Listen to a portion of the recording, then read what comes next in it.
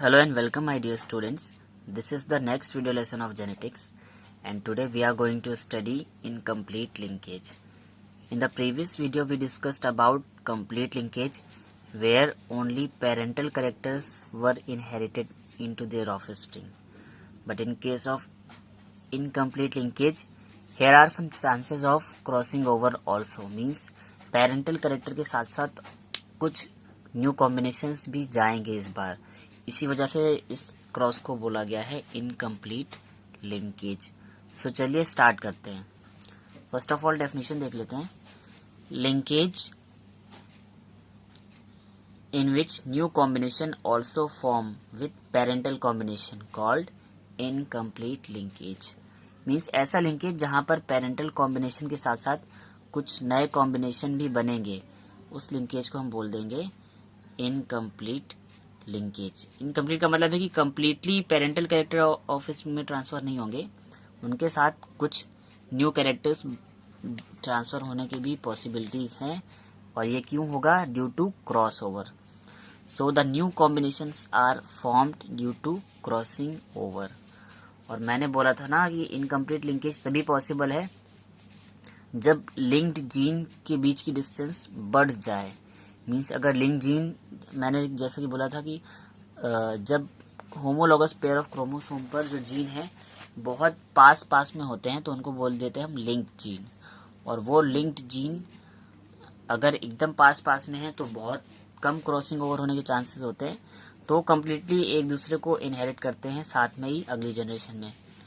But अगर उन दोनों के बीच की डिस्टेंस में थोड़ा सा वेरिएशन आ जाए, यानी कि वो बढ़ जाए, तो यहाँ पर क्रॉसिंग ओवर होने के भी चांसेस हो जाते हैं. सो यही हम बात करने वाले हैं इनकम्प्लीट लिंकेज में, कि इस क्रॉसिंग ओवर की वजह से इनकम्प्लीट लिंकेज में क्या होगा कि कम्प्लीटली पेरेंटल कैरेक्टर ऑफस्प्रिंग में नहीं जाएंगे, अब साथ में कुछ न्यू कॉम्बिनेशंस भी बनने वाले हैं यहाँ पर. सो फर्स्ट ऑफ ऑल बात कर लेते हैं इनकम्प्लीट लिंकेज में. So on the basis of parental combination Bateson and Punnett gave following two theories. यानी कि पेरेंटल कॉम्बिनेशन के बिहाफ पे इन्होंने दो थ्योरीज बनाई है. एक तो कपलिंग थ्योरी है और एक repulsion theory. And in today's video lecture we will study about coupling theory. So first of all आपको पता होना चाहिए कि कपलिंग और रिपल्सन थ्योरी किसने दी है. तो ये बेटसन और पनेट ने दी है. और किस बेसिस पे दी है? On the basis of parental combination. यानी कि पेरेंट का कॉम्बिनेशन किस टाइप का है उसके बिहाफ पे कपलिंग एंड रिपल्सन थ्योरी यहाँ पे दी गई है. तो कपलिंग थ्योरी की बात करें तो it is a cis phase. अब सिस फेज का मतलब मैंने पहले भी आपको बताया था, when both the dominant allele are present on same homologous pair.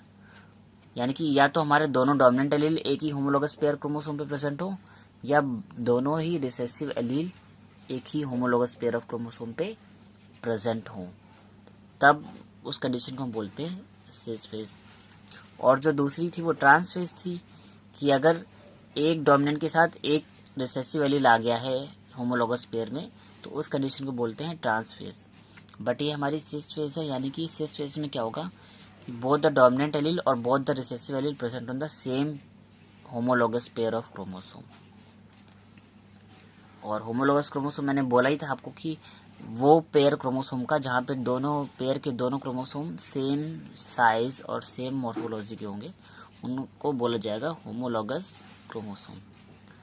So coupling theory में हमारी सिस फेज हमको लेनी है. और सिस फेज में जो एग्जांपल है वो है पी प्लांट का इन्होंने एग्जांपल लिया था. तो a cross between a plant having blue flower and long pollen. Means blue flower and long pollen ये हमारी डोमिनेंट ट्रेट हो गई. और ब्लू फ्लावर के लिए जो एलील है वो कैपिटल बी और लॉन्ग पॉलिन के लिए कैपिटल एल. और इसका क्रॉस करा दिया है विद अनदर प्लांट जिसके हमारे पास रिसेसिव ट्रेट है red flower and round pollen. So red flower के लिए जो एलील हैं वो स्मॉल बी और राउंड पॉलिन के लिए स्मॉल एल. तो एज वी नो कि भाई जब F1 जनरेशन आती है और अगर एक प्योरली डोमिनेंट का और एक प्योरली रिसेसिव के साथ क्रॉस कराते हैं तो F1 हाइब्रिड में तो हमको उनके हाइब्रिड फॉर्म से मिल जाते हैं. So F1 generation hybrid blue flower with long pollen. यानी कि capital B small B capital L small L, ये हाइब्रिड वैरायटी हमको मिल जाती है F1 जनरेशन में। अब now this F1 hybrid cross with their double recessive parent, यानी कि अब ये जो हमको F1 जनरेशन मिली थी ये वाली, इनका क्रॉस हम करा देंगे इनके डबल रिसेसिव पेरेंट से, यानी कि टेस्ट क्रॉस।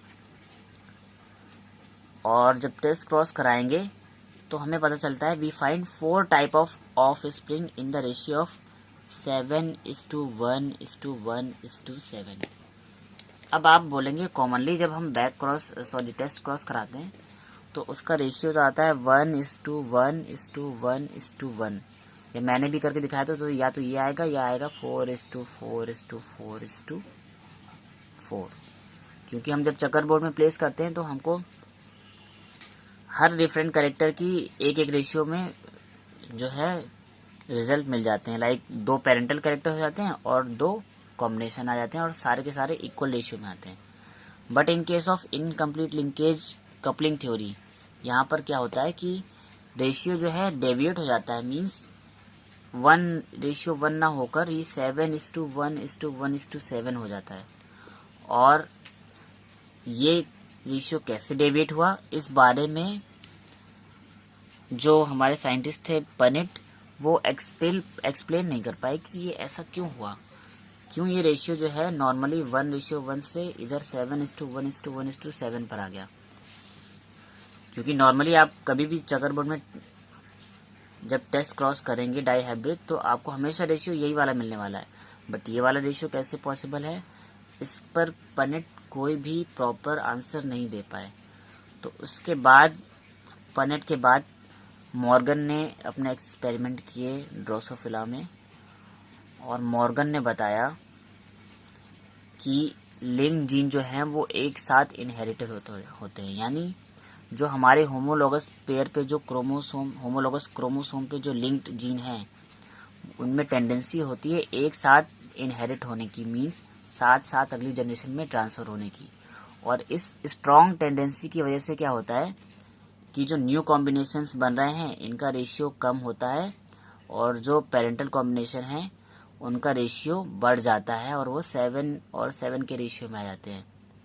और इसके पीछे जो रीजन क्या है कि that link gene have strong tendency to inherit together, यानी अगर हमारे होमोलोगस पेयर ऑफ क्रोमोसोम है, यानी कि अगर हमने ये 2 क्रोमोसोम ले लिए और उनमें ये जो लिंक जीन है ये साथ में ही है, तो इन लिंक्ड जीन की प्रॉपर्टी होगी कि ये एक दूसरे के साथ में बहुत ज़्यादा इनहेरिट होंगे।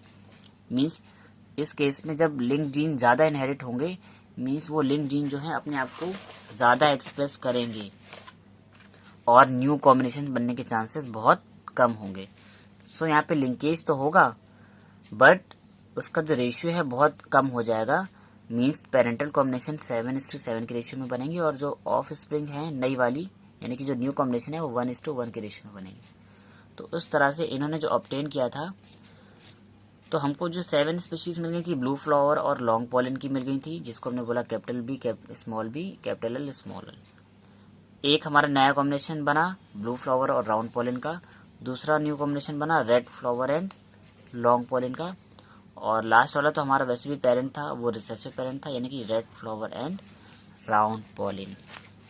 तो मॉर्गन ने इनके पीछे बेसिक आंसर दिया कि ऐसा क्यों हो रहा है, because linked gene have strong tendency to inherit together, यानी होमोलोगस पेयर ऑफ क्रोमोसोम पे जो भी लिंक्ड जीन हैं उनमें टेंडेंसी होती है अपने आप को स्ट्रांगली एक्सप्रेस करने की साथ में, इसलिए वो अगली जनरेशन में साथ साथ एक्सप्रेस होते हैं और पेरेंटल कैरेक्टर का जो रेशियो है वो बढ़ जाता है।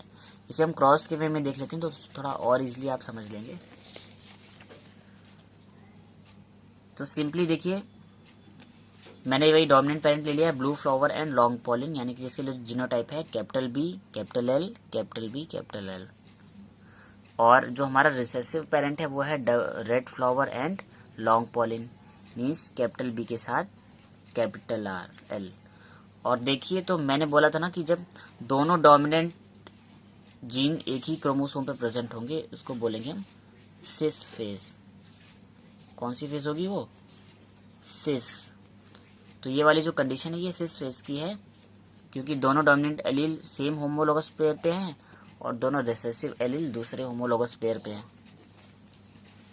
तो इनसे जब हम इनके जीन्स ऑब्टेन करेंगे तो भाई पहले में ये तो हमको सिंपली यही मिल रहा है सीधे सीधे कैपिटल बी, इनमें से कोई भी हम एक उठा लेते हैं एलील, तो ये देखिए कैपिटल बी कैपिटल एल ये वाला मिल गया और ये वाला हमारा स्मॉल बी स्मॉल एल है। और इन दोनों का जब हम कॉम्बिनेशन करते हैं तो हमको F1 हाइब्रिड मिल जाएगा। मीन्स ये ग्रीन वाला पोर्शन और एक ये रेड वाला पोर्शन। तो जब इनका जो F1 हाइब्रिड मिला उसका जीनोटाइप क्या हुआ है, देखिए capital B small B capital L small L. यानी कि हमारा जो F1 हाइब्रिड है वो है capital B small B capital L और स्मॉल एल। और कैपिटल बी का मतलब है ब्लू फ्लावर और कैपिटल एल का मतलब है लॉन्ग पॉलिन। यानी कि इसमें जो कैरेक्टर्स होंगे वो तो डोमिनेंट वाले ही होंगे, यानी कि हम इसको भी बोलेंगे क्या, blue flower and long pollen.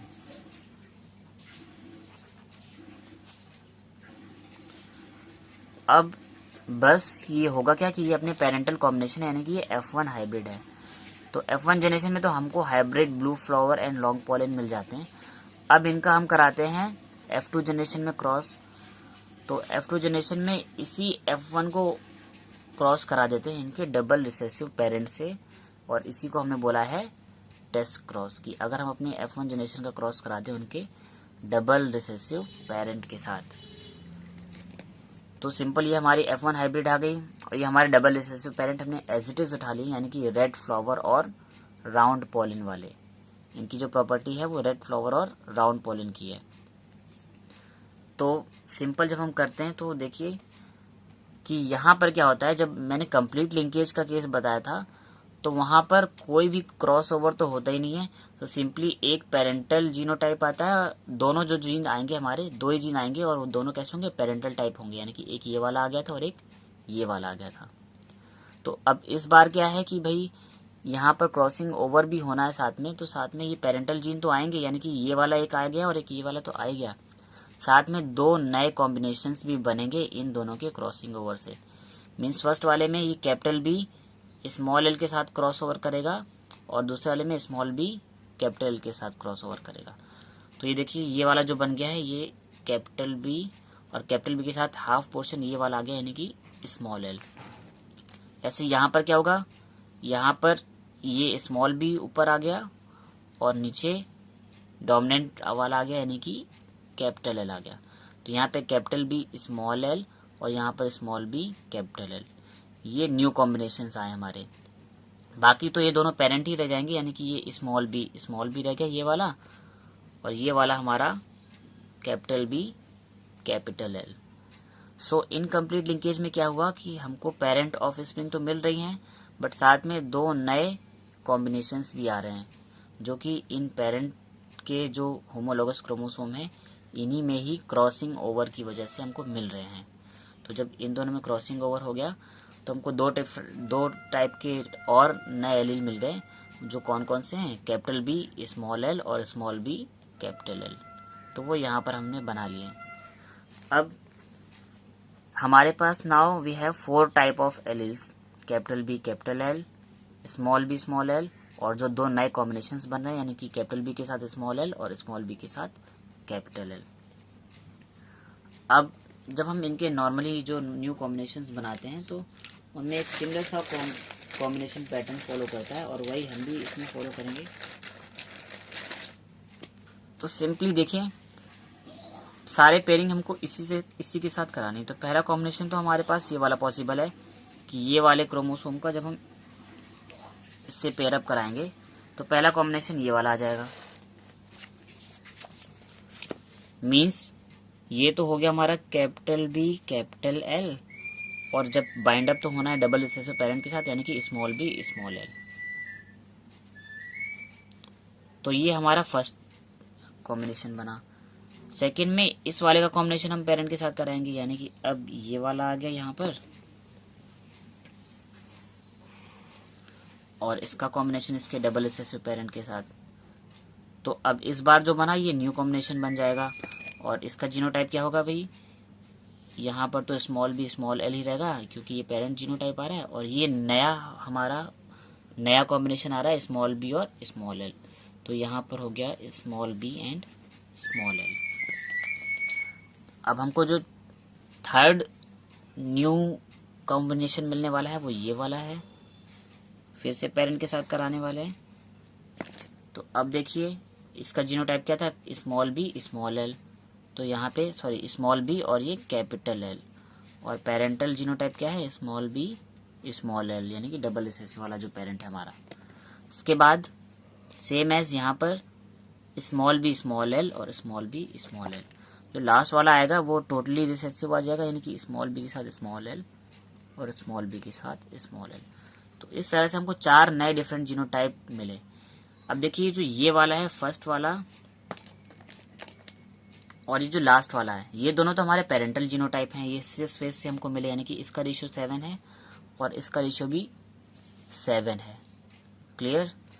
अब ये दोनों जो बीच के हैं ये 1 और 1 के रेशियो में आए हैं, यानी कि जो रेशियो निकालें तो 7:1:1:7। अब हुआ क्या कि हमने सिस फेज ली थी और हमने बोला कि अगर हम बैक क्रॉस कराते हैं तो हमको पता है कि जो रेशियो आता है वो 1:1:1:1 का आता है। बट यहाँ पे ये सारे जो नए ऑफ स्प्रिंग आए हैं वो इक्वल रेशियो में ना आकर क्या हुआ है, पेरेंटल वाले जो ऑफ स्प्रिंग हैं उनका रेशियो बढ़ गया है। मीन्स ऐसी ऑफ स्प्रिंग जो पेरेंटल जीनोटाइप को शो कर रहे हैं उनका रेशियो बढ़ गया है।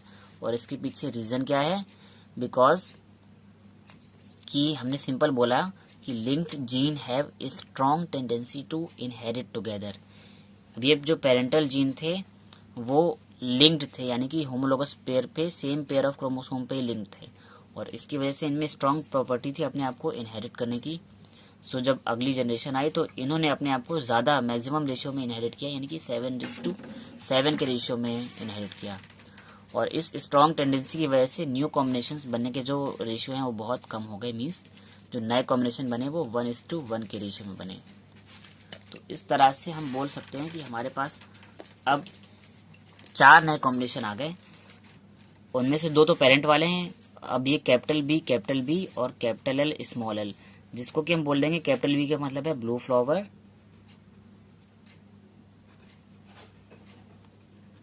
And long pollen.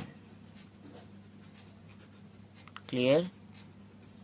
और अगला जो जीनोटाइप है हमारा वो ब्लू फ्लावर और दोनों स्मॉल एल का मतलब है राउंड पॉलिन। तो ये हमारा जो पहला न्यू कॉम्बिनेशन बना है वो बना है हमारा ब्लू फ्लावर और राउंड पॉलिन।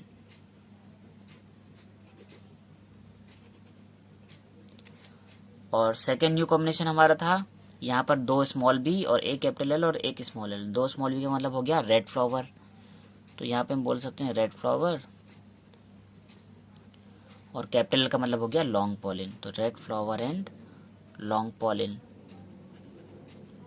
और लास्ट वाला रिसेसिव पेरेंट ही आना है हमारा, जिसका दोनों बी स्मॉल और दोनों एल स्मॉल, मीन्स हम इसको बोल सकते हैं दोनों स्मॉल बी से रेड फ्लावर एंड दोनों स्मॉल एल से राउंड पॉलिन।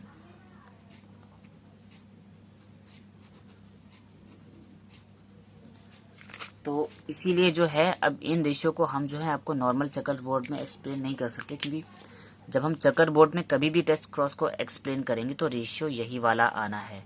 बट एक्सपेरिमेंटली जब मॉर्गन ने और बैटसन और पनेट ने जब एक्सपेरिमेंट एक्चुअल में किया था, यानी कि क्रॉस करा कर देखा था इन प्लांट्स का या ड्रोसोफिला का, तो उनको जो जीनोटाइप मिला था वो इस रेशियो में मिला था, यानी कि 7:1:1:7 में। सो as normally we say that there are the ratio of text cross that is 1:1:1:1. But in case of incomplete dominance due to linked gene inheritance, यहाँ पर इनका जो रेशियो है पेरेंटल ट्रेट का वो बढ़ जाता है और वो 1 रेशियो से डेविएट होकर 7 रेशियो में आ जाते हैं। सो आई होप कि आपको इनकम्प्लीट डोमिनेंस की कपलिंग थ्योरी समझ आ गई होगी, और नेक्स्ट वीडियो में हम लोग डिस्कस करेंगे इसकी रिपल्सन थ्योरी का। सो ये वीडियो कैसा लगा आप कमेंट करके बताएं, और अगर सच में आपको मेरे वीडियो समझ में आते हैं तो प्लीज़ इसे लाइक कीजिए and share it in all the study related groups and channel को सब्सक्राइब कर लीजिए और बेल आइकन को भी प्रेस कर लीजिए ताकि अपकमिंग वीडियोस के नोटिफिकेशन आपको मिलते रहें। और अगर प्रीवियस वीडियो इनकम्प्लीट लिंकेज का इसके जो पहले का जो वीडियो है जिसमें मैंने कंप्लीट लिंकेज को डिस्क्राइब किया, अगर आपने वो भी नहीं देखा है तो उसका लिंक भी मैंने डिस्क्रिप्शन बॉक्स में शेयर कर रखा है, वहाँ जाकर आप पिछले वीडियो को भी इजीली देख सकते हैं।